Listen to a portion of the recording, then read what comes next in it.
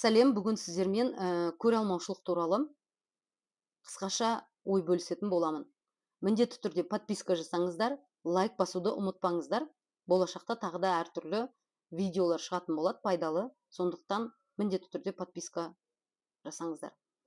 Так, көре алмаушылық. Байқасаңыздар, бізде көре алмаушылық өзімізден бір саты не бізбен бір сатыдағы немесе бізден 1-2 саты жоғары адамдарға деген көре алмаушылық болады. Бізде өзімізден 10-20 саты жоғарыда тұрған адамдарға бізде көре алмаушылық деген жоқ. Мысалы, білмеймін, жаңағы Роза Рымбаеваның өміріне ауылда отырған кісі бір завидовать етпейді. Или қызығады, бірақ завидовать етпейді.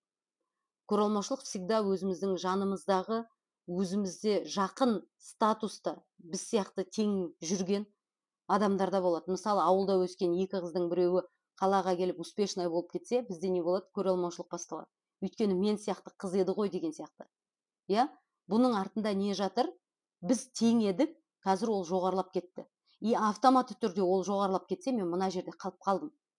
И бізге көбінесе осы жерде қалып қалғанымыз бұның жоғарылап кеткен емес, мына жерде біздің қалып қалғанымыз үшін очень больно.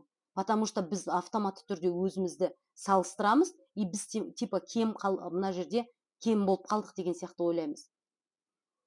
Поэтому бұл жердегі ең бірінші өздеріңізге жасауларыңыз, салыстырған кезде де кішкене по факту салыстыруларыңыз керек. Сіз мына жерде қалып қалдыңыз не из-за того, что мына қыз лучше, сен худшысың. Сен мына жерде қалып қалдың, потому что, может, сен әрекетке көшпейсің.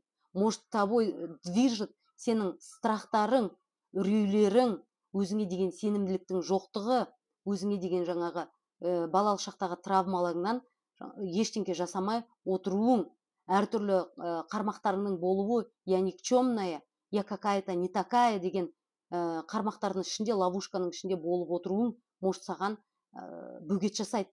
Сондықтан сен мына жерде қалып қалдың.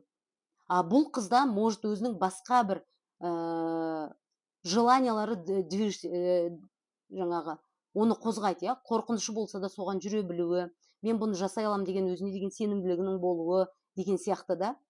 Поэтому ең бірінші көре алмаушылықты алып тастап, по факту ол қалай бұған жетті, оған не көмектесті деген сияқты өздеріңіз ойлануларыңыз керек. Менде не жоқ, да, салыстыру. И вообще мынаны түсіну керек, да, что салыстыру это не всегда хорошо. Бірақ та көре алмаушылықтан шығу үшін салыстыру керек. Көре алмаушылық всегда ешқандай әрекет етпейтін адамдарда болады. Көбінесе, не всегда дейінші, жарайды, көбінесе. То есть оның амбициясы көп, бірақ та именно, мысалы, желаниясы көп, бірақ та соған меньше әрекет ететін адамдарда. Осылай түсіндірем, меньше әрекет ететін. И ол ана адам тура оның желаниясына кетіп бара жатқанын көргенде бізде көре алмаушылық пайда болады. Когда сіздер өздеріңіздің желанияларыңыз үшін өздеріңіз, не то, что желанияңыз мына жақта, өзіңіз мына жақта жүргенде емес. Көре алмаушылық деген, когда сіз мына желанияларыңыз мына жақта, ана қыз да осы жаққа кетіп бара жатыр, сіз болсаңыз мына жақта жүрсіз. Поэтому сіз көре алмаушылық болады да. Сізге де нужно мына жаққа бұрылуға. Мына жаққа бұрылып, сізде өзіңіз осы жаққа қарай әрекет еткен кезде, сіздерде ондай көре алмаушылық болмайды. Сіз әрекет етіп жатсыз, бірақ мына жаққа әрекет етіп жатсыз да. Сізге нужно мына жаққа әрекет етуге. Потому что ана қыз, сіз көре алмай тұрған қыз, со жаққа кетіп бара жатыр да. Ол үшін өздеріңіздің истинный желанияларыңыз табуларыңыз керек. Өзіңіздің прям потребность, что я хочу вообще.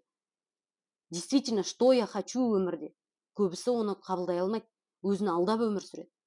Өз-өзіңе терапияның тегін сабақтарында, мысалы, осы туралы айтамын мен. Екінші, жаңағы өздеріңіздің қорқыныштарыңыз, травмаларыңыз бар, который ана қыз может қорықпай алдыға жүріп бара жатуы мүмкін. Сіз болсаңыз қорқып отыруыңыз мүмкін. Бұл жерде өздеріңіздің травмаларыңызбен жұмыс істеулеріңіз керек. Өзіңізге деген сенімсіздік жоғары болуы мүмкін. Сіздерге өзіңізге сеніп, мен жасай алам деген көшу керек, Ұят сезімі, кінәлау сезімі, өткенге өкіне беру сезімдер көп болуы мүмкін. Осылармен жұмыс істеу керек. Әртүрлі балалық шақтан қалған травмалар болуы мүмкін. Қақпан деп айтамын мен оны. Сол травмаларыңыз болуы мүмкін. И сол травмаларыңыз үшін сіз әрекетке көшпей мына жақта жүруіңіз мүмкін. А сізге нужно осылардың бәрінен алдыға қарай жылжуыңыз керек та. Мына жаққа қарай осылардың бәрінен арылып, мына жаққа қарай жылжуыңыз керек та. Сол кезде травма болмайды. Маған егер жеке терапияға жазылатын болсаңыздар, немесе өз-өзіңе терапия деген курсына жазылатын болсаңыздар, осылардың барлығы түсінікті болатын болады. Сіздер уже жаңағы әрекетке көшіп, завидовать етуді доғаратын боласыздар. Сондықтан сіздерді күтемін. Терапияға да келіңіздер, немесе өз-өзіңе терапия сабағына бастапқыда жазылсаңыздар да болады.